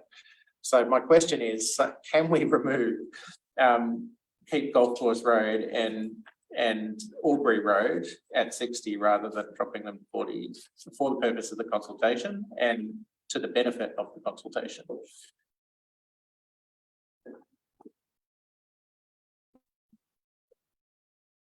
I suppose the question I ask is the basis for the 40, missing some. Well, I can answer that if you want. Well, I don't think you've got a basis. If you take bases on even your categorization of an urban connector, Golf Course Road has got no parking on each side of the road. It's got a separate cycle walkway. It's got a reserve all down one side and about half a dozen driveways on the right. So if that urban connector has to be 40k, or urban connectors can be between 40 and 60, we've got a real problem with our consultation. It'll lack credibility when we go out there and we'll be made looking silly. Yeah, no, I've just gone back to check the source data set. So it's actually not been proposed for the 24-27 period, Golf Course Road. I think well, it might have it's been. It's in there though. It's in our charts. It's already out there. What page is it on? Picked it up on the. So what page? Oh, you mean? Okay, sorry, let me just. But in answer to your question, yeah, we could certainly review that and come back. Okay, well, I mean, we're being asked to resolve it today, I suppose. It's the difficulty. So I'm just, they're in 2 different sections, sorry. So I will try and pull them. This is what on page, which page? 6.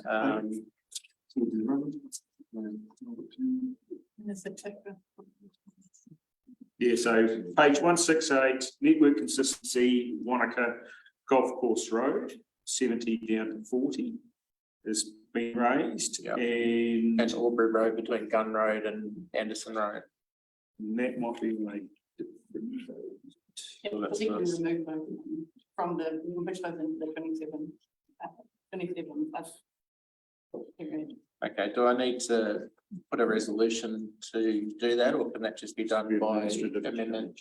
I would probably do it by resolution. Okay, well, when it comes to it, I'm happy to put that, So and any other changes that other people might propose if we want to schedule. Well, that's what I'm thinking, that because if there's going to be some more we should probably just make sure it's quite. We're putting one resolution.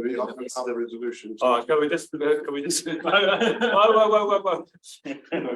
So can I just? We've got golf course. I'm still looking for Aubrey Road. Sorry, I'll find it and let you We know. can find it for you like that. So that's on page 169, Wanaka, is it Holy Family School? Oh, it's under Albert Town, sorry, as opposed to Wanaka. That's why you won't be able to find it, but it's on page 168. And it is Aubrey Road, Gun Road to Anderson Road, 60 to 40, and I propose we retain that at 60. Oh, okay, I see. Just, Hang on, I've got yeah. Melissa, and then I'll go to yourself. Melissa. Okay, so I'm back on Glenorchy Road that we talked about in the workshop, and it kind of in the same context of what Quentin was saying is let's go out with what our intent is, and I do think that 60 on the sealed roads, you'll just get so much pushback on that. Those ones should have been changed actually, if they're not reflected in when I'm looking at the map. So I'm really, really apologise. Oh, okay, but that looks like the same as what it was in the workshop. And I think that I'm happy with the 60 for the sealed roads, but it's just that section from going from valley to valley, I think should be 80. It's a surface straight stretch of, it's a really straight stretch of road, and naturally people are going to. I think there was a comment about we need to slow people down for the one-lane bridges, and it's like the one-lane bridges slow people down. Like, yeah, they naturally slow people down anyway. So that's on page 162, and it's Glenorchy Paradise Road from Reese Valley Road to Rootburn Road should be 80 instead of 60. Yeah. Okay. I'm just wondering what the best way to resolve these changes is. Are we still in a place where we can amend them, or do we want the final proposal be recirculated prior to notification or something? Well, this is the point I was going to make. I know I've got everyone biting at the bit because I think it's being. Hang on. So Melissa has spoken. I haven't finished it either. Oh, yeah. But it does different ones. Okay. Keep going. There was the same with the Lake Hayes Arrowtown Road. There was 60 going to 70 and 70 going to 80. So 70 going to 80 and 70 going to 60. So you're saying that they are the same, or? Sorry, so this is on page 168, and it's Arrowtown. They're split in different parts. They're the same road, Arrowtown Lake Hayes Road, but it's split into two, and they're currently both at 70, but one's going to 80 and one's going to 60. Yeah, that was the section that. Okay, and so we're going to address that. Yeah. Okay, so what is it going to though? That to the consistent 60. It's going. I can check that on the map. All right, I think there'll be some pushback on that, but. That's what. Okay. Yeah, I guess. Okay. So last one is Ballarat Street temporary car park, and you've got no speed limits at all. I'm not sure if it's important. It's not a big deal to me, but it's just missing a bit of information on page 166. We'll take that one. Yeah. Right. They should be quite straightforward. Yeah. So Barry. Just a small area, Makarora, Kiwi Street, that area, I see it's shown reduced from 180, which I think is about twice too fast. I think those streets should all be save money on signs, we believe it isn't. I think it should. I see you've got Ernie's Way at 40. I think all those small, both Makarora East and Makarora West, those urban roads, the CBD area should probably 40. That's why you open speed limit. CBD area in Makarora. It's more still urban. So that's interesting because that was raised. Been raised by the community board a number of times up there that those are actually little suburban streets. You'd be lucky to get up to 80k before you reach the end of one of them. Yeah, that was actually raised. As long as police enforce it and put their speed camera out there. Oh, okay. I've got Lisa as well. Could I just jump in before Yeah. we start doing more, because it goes to this thing, of, like the report says that we've now transitioned from a model where we can go street by street and just go, we want to do this and we want to do that, and we have to apply principles. So presumably we've applied the principles and stuck them into some sort of model and they've been spat out, and now we're all going, but it doesn't make sense. So one, can we even go around doing, oh, we don't think that's right, we don't think that's right, we don't think that's right, we don't think that's right? Can the community do that in their feedback? And in this consultation document, have we actually made that clear and said you need to tie your individual changes to suggested changes in the principles? You know, what principles would you apply to then change your street? Because we can't do what we're doing now according to the report. And therefore the document has to be really clear for the community that they're going to need to get in there and have a fiddle with those principles, and then to justify the changes that they're suggesting. I think this is really awkward, and I don't think that consultation document does that. And I think we're illustrating practice according to the new laws. And yeah, so there's, if I may answer, Yeah. the Mayor.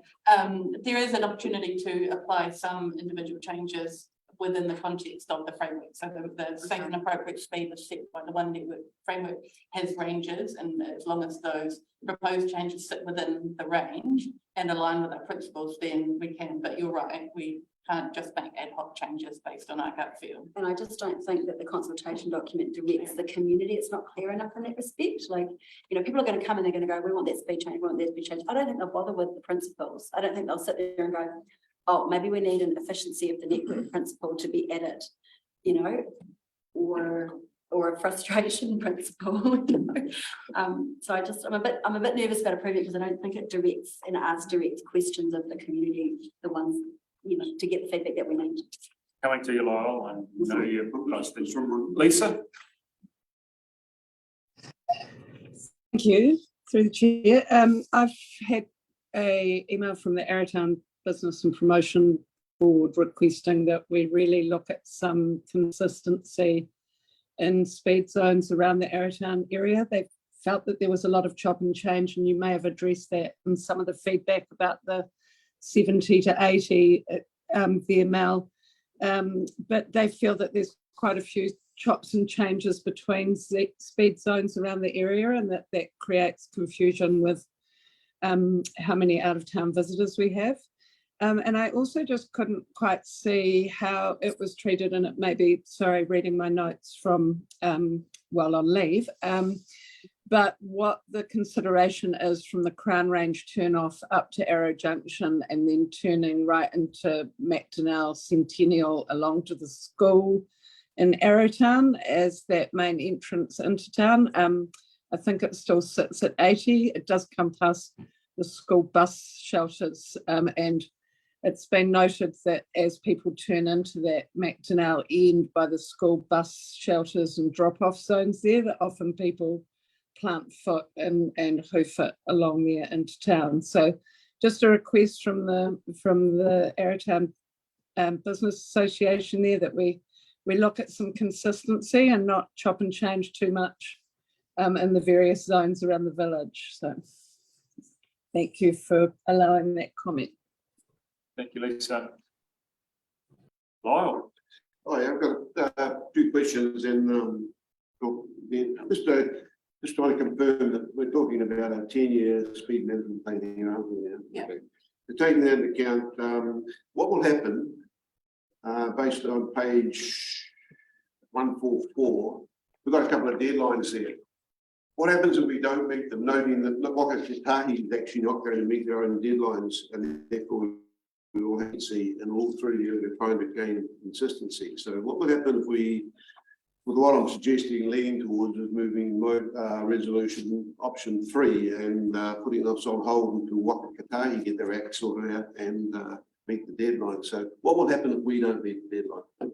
So through the chair, there are a couple of consequences. One, we have some strong community support for changes that need to be made. So there are requests that have come on where roads haven't yet been, changes have been made to the network that need to be legalised. The default speed limit for new subdivisions at the moment sits at 100. So when we've got new subdivisions, even if they're signposted at 40, they are legally 100. And so the point of going out for consultation at this point would be to tidy up the network where we have some unenforceable speed limits. There are also a couple of speed limits where we have to change the speed limits as part of the road safety plan for conditions of funding. So the C5 route through Bush Road, there are a couple of speed limit changes there that we need to do to get the funding from the Transport Choices Fund. So the consequences, I think, for Waka Kotahi, we could push the deadlines out and make an application to extend that, but I think we felt that there was an increasing need to address some of those inconsistencies that are current on the network. The 10-year plan allows us to signal where we want to do, we would like to do future changes, and as such, some of those roads that were mentioned in the previous resolution where we wanted specific consistency with Waka Kotahi, so those high risk, high speed roads, have been set in a later period of implementation, so from 27 onwards for that reason, so that we're ensuring consistent. We are addressing the speeds on our network we have control over, where we think there might be inconsistent high speed roads. Okay, so wait a couple of months. Okay, what the vision on page 144, have we got evidence we're not achieving that now? People can choose to move around our district in a safe and healthy manner. So through the chair, I think strategic documents, we have a mode shift plan, which is trying to achieve mode shift and give people modal choice on our network. And I think that there is strong evidence to show that providing a safe network and a perception of safety of speed limits with multiple modes of traffic on the network does give a sense of safety for people who are walking and cycling. Oh yeah, I'm happy with multi-mode. That's when we had evidence showing that we haven't got safe ways of travel. I don't think there's any assumption about that. It's just a, page 147. Well, you've already mentioned about funding. I was interested to know that they would withhold funding if we didn't meet the deadline. Good to see you written there, make changes in response to feedback. So as we've heard around this table, and we've heard ever since we did the last speed limit review, there's been a lot of community input into it. And I expect there'll be a heck of a lot on this one. Are we expecting or are we willing to accept that we get submissions wanting to change the speed limits that were put in place in the last review? For example, increasing some of the speed limits. Is that expected under this? So this is the new speed management plan now. So everything should be on the table, or we're restricting it to certain areas? So through the chair, there is certainly opportunity. There is strong public support for individual speed changes on current speed limits, and they sit within the One Network framework, safe and appropriate speed bands. Then we do have an ability to Okay, so for example, some of the urban connector roads that are now 40, if they said, oh, they want them to be 50 or 60, that would be the same. But 90% of the people said that, we go with that. If it meets within the criteria set within the safe and appropriate speeds as and the One Network framework. Okay, that's good to hear. You talked about public concerns. I am interested to know what level you just mentioned it again. What's the quantum there? I don't know what's coming to me about any concerns here as an elected member. I just wondered if We've had a couple out in Hawaii, Winmore Corner is one that we've had. We've done a request with a few in Arrowtown. Off the top of my head, I probably need to come back to you to give you the content. Page 163, just another editorial. You've got Mangawera Valley Road under Jack's Point, which is a bit strange. I would like the time, but I still would like the opportunity as well, depending what resolution we go to. I hear what you're saying about not delaying, but noting the comments around the table here, and we're all trying to feed in. I go through that list and come up with a whole lot about changes. So I just wonder whether we need to take a pause and, like Nikki said, and I still believe, Waka Kotahi, until they get on their table what they're going to do, how the hell can we be consistent with them? And we've already just heard about Frankton. You've got a road there with, you've got to make special changes because the state highway connects onto our streets, and we've got the same in Wanaka. The people in Wanaka are saying, why the hell are we going to 40 here when the state highway is still 50? And we're going to have that again through this process. And I just feel it's going to get hijacked. We're not going to get the value out of it unless we go out with something that's really checked off and quite credible at this stage. And I still believe we should be consistent with Waka Kotahi, not, and I don't understand why they don't have to meet the deadline. But they do. They said they won't. They said they were not going to. Just to be clear, when it comes to Templeton Way, the reason why we've got that particular issue is because that is technically still part of the state highway. It's actually part of the state highway, so that's why we've got that need to adjust. But I think in terms of what we're trying to do, and you will have seen that there's a number of other councils all currently going out at the same time with these plans in place, and I think all of them will be contentious. You know, there is this. I think the key thing, I think that Alison's highlighted, is that there is the overall framework that we're working within. The model has suggested what our speed should be. We've looked at those. There is some room and some scope to move. And based on that consultation and feedback, I think if we can, so there is an argument about how much change do we make now versus how much do we go out and basically expect and make sure we invite the changes if people want to make them. If I could just comment to that point, I think we're making changes on the ones that we know may derail the rest of them, just as a way of gauging, getting more constructive input on the broader scope, more so than trying to pick out favorites. Yeah, that's not ensuring they're not a distraction from the rest. Yeah. Just a question to clarify, Sunshine Bay Reserve H1. Where is that? That'll probably be the car park access down there. It'll be one of the parks reserves areas. It would be a designated area. People consult for this if they don't have a computer and aren't using the map. Yeah, well, they'll have it there's a list available which we can share, but we can make it. Probably usually keep the library and offices. Just need to make that clear. We all exhausted our questions. I'll just circle back to Gavin. No. So the question is, do we have a small number of changes that are now scheduled that will form part of a resolution? Is that what we understand? I was just.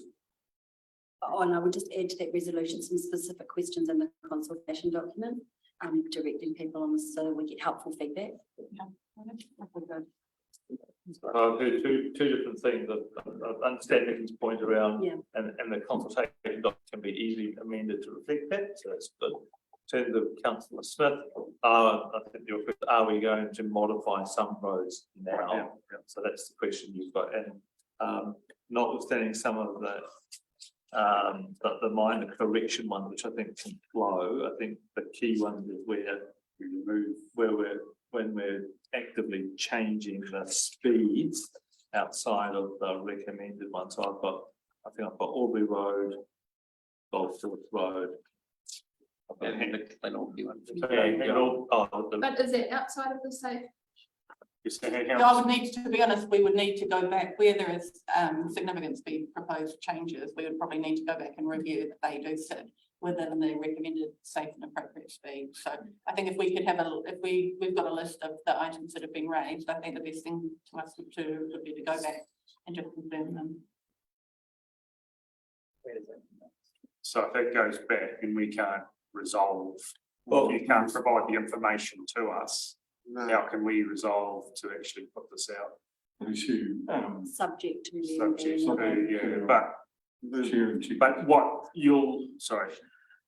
we've got indications from councillors that they'd like to see some changes on speed limits.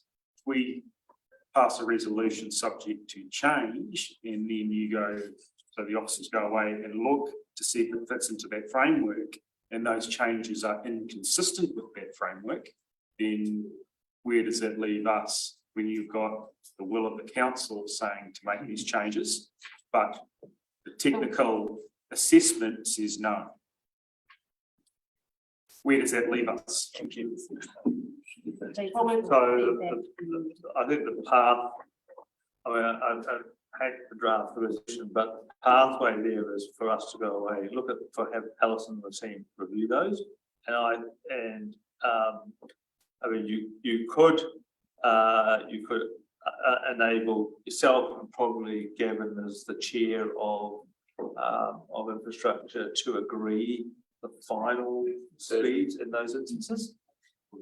Why don't you just go with option 3? Sort this all out. Seriously, sort this all out and bring it back. you can put that. You can, Put it. okay, so, Well, I had it down as delay consultation on speed management plan till what takes its consultation, but we've got a whole raft of other things why we should be delaying it to sort out the consultation. I relatively disagree, but I accept your point that we need to confirm the date. I think using the mayor or the chair of infrastructure to sign off on a set of the final version that's been circulated to council, I'm fine with. And I think that allows the path forward. So I accept that if council accepts, if that's a good way forward, I'd like to have a Wanaka ward councillor if I can. Right. If we want to go down the path of having a small subcommittee to review the consultation document before it goes out, I'd still like to have a set of eyes from the Wanaka ward. I'm happy to do it, given I raised those specific points. And I can speak to the other guys. So yeah. So before us, we can have those 3, the recommended one, plus 4, that are subcommittee of. Oh, sorry. So I'm not sure it needs to be a subcommittee, but I think that basically that staff review the recommended speeds for the roads raised through the meeting, and that a final recommended speed be considered and agreed by the mayor, the deputy mayor, and the chair of infrastructure. Yeah. You got that? And then All right. I think your one. I don't think we need a resolution on your one. Nick, I think we pick that one up. So yeah, I'm happy to move that if it's a sufficient parity. Well, second. Oh, sorry. Went quick off the draw here, so unless I got that one. Do we need any further discussion, councillors? All those in favour? All those against? Thank you, Laura. Motion carried. Thank you, councillors. Thank you, officers. We got through it. Yeah. Surprised the speed limit of the program's 100 kilometres. He's making me vote. I know. Right. Thank you. Item 5, Coneburn variation, page 176 of your council papers. We have Ellie and Sean. Welcome, Sean. Over to you, Sean. Good afternoon, councillors. Thank you for hearing my proposal. I'm happy to take the report as read, and I'll bring forward some key points within it. The purpose of the variation is to amend sections within the Coneburn industrial chapter within the proposed district plan. The variation includes changes to building coverage and subdivision standards currently established within the chapter. Also, to include changes to include provisions to prohibit residential visitor accommodation and homestay activities within the zone, and to amend wording in a provision to change it from what it currently is as residential flats to residential units. Variations will also be included in district-wide chapters. These are to include specific reference to the zone within these chapters to streamline the resource consent process within the zone. 2 submissions were received for the proposed variation and have subsequently been withdrawn. It is sought to have the variation adopted and made operative. I'm happy to answer any questions regarding it. Thank you, Sean. Open to councillors, any questions? Clarification for me, activity status where it says PR, that's prohibited, is that correct? Yeah, through the mayor, if I may. Yes, it is. What page was it? Oh, the one I was looking at was the visitor accommodation, residential visitor accommodation and homestay activities. Listed as PR. Prohibited. Thank you. We have a further have a mover. Second. Thank you, Nikki. All those in favour? Aye. All those against? Motion carried. Thank you, Sean. Thank you. Chief Executive's report. So table 262. 262. Thank you. Thank you, Your Worship. All we are asking today is the adoption of the 2024 meeting schedule, which is attached as attachment A, and then noting the committee meetings of the previous round being the Planning and Strategy Committee on the 8th of August and the Infrastructure Committee on the 17th of August. Thank you, Chief. Any questions? It's good to see some more Wanaka meetings. Not that I enjoy them from Kenilworth, but. Glad you just enjoy meetings. So, well, I move. We have a seconder. Thank you, Gammon. All those in favour? Aye. Against? Motion carried. Thank you. Right. We move into public excluded. Thank you, Barry. All those in favour?